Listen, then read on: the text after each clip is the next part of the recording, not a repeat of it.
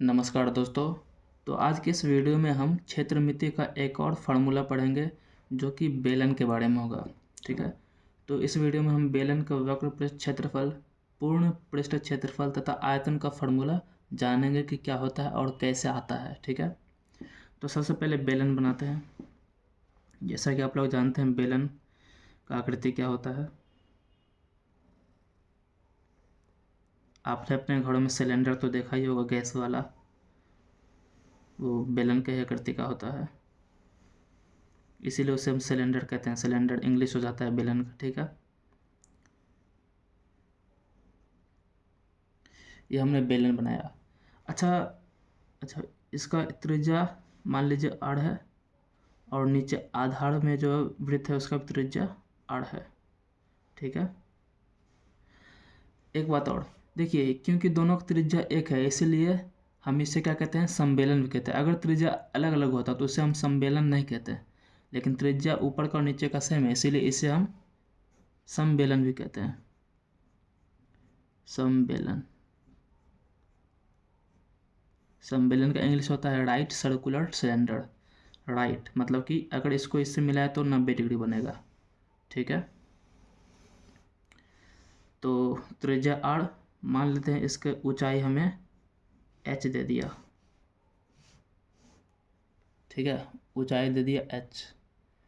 तो सबसे पहले इसका हम वक्र पृष्ठ क्षेत्रफल निकालते हैं। नंबर 1, बेलन का वक्र पृष्ठ क्षेत्रफल। देखिए, वक्र पृष्ठ क्षेत्रफल क्या होता है, ये वाला भाग दिख रहा नहीं आपको, ये वाली बीच का, ये वाला नहीं, ये वाला बीच का जो गोलाकार होता है, जैसे गैस होता है उसको घुलटाते हैं ना गोल गोल, तो वो वाला भाग क्या होता है, उसे हम कहते हैं वक्र पृष्ठ। जैसे एग्जांपल के लिए देखिए, एक बेलन बनाते हैं कागज से, तो ये जो आकृति हुआ है, ये आकृति जो तैयार हुआ है इस प्रकार, ये बेलनाकार आकृति हुआ। ठीक है, अब अगर ये सब जो पार्ट है ना, ये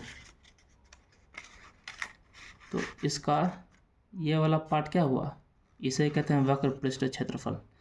तो ये कैसे निकाल सकते हैं, तो ये जो वक्र पृष्ठ क्षेत्रफल होता है जो घुमा हुआ होता है, गोलाकार होता है, इसे जब ओपन करेंगे तो इसका पूरा लंबाई आता है 2πr। 2πr क्यों आया, क्योंकि ये घुमा हुआ था तो ये एक वृत्त है, तो जब ये वृत्त का परिधि है तो इसका लंबाई होगा। तो जब इसको ओपन किए तो वृत्त का परिधि क्या हो गया, इसका लंबाई हो गया, और ऊंचाई हमें h दिया हुआ रहेगा। तो पृष्ठ क्षेत्रफल का फार्मूला होता है 2πr × h। तो गुणा कर देते हैं, लंबाई क्या है 2πr और ऊंचाई h। ठीक है, क्योंकि ये जो बेलन था जब ऐसे बना हुआ था, जब इसको ओपन किए तो ये क्या बन गया, एक आयताकार आकृति का निकला। तो आयत का क्षेत्रफल क्या हो जाएगा, लंबाई गुने चौड़ाई, तो लंबाई गुने चौड़ाई किए तो वक्र पृष्ठ क्षेत्रफल आ गया। तो बेलन का वक्र पृष्ठ क्षेत्रफल का फॉर्मूला क्या हो जाएगा, 2πrh। ठीक है, नंबर 2, बेलन का संपूर्ण पृष्ठ क्षेत्रफल।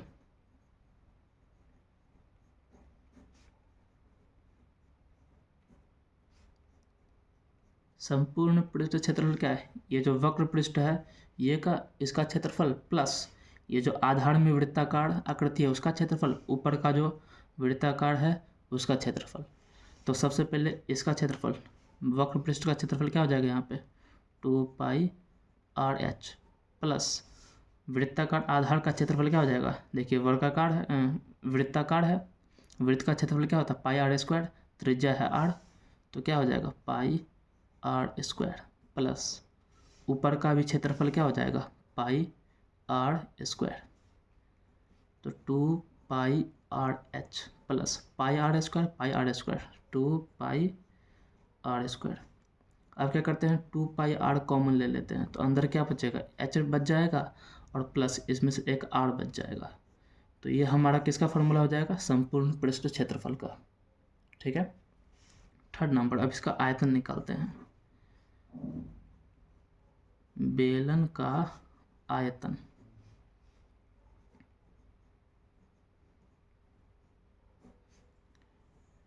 बेलन का आयतन, आयतन का फार्मूला होता है जनरली या फिर हमेशा क्षेत्रफल into length, area into length. ठीक है, तो इसका जो था एरिया किसका, आधार का एरिया इनटू ऊंचाई।